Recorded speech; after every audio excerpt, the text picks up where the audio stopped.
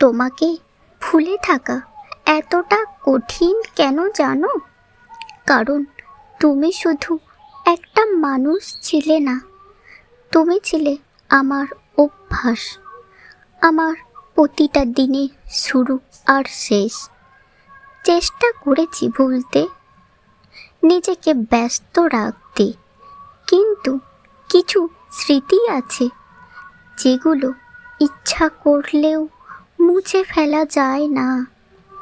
তুমি চলে গেছো ঠিকই, কিন্তু তোমার রেখে যাওয়া অনুভূতিগুলো আজও আমাকে ছাড়েনি। তাই বলি, তোমাকে ভুলে থাকা সত্যি খুব কঠিন। কিছু মানুষ চলে যায়, কিন্তু মনে থেকে যায় সারা জীবন।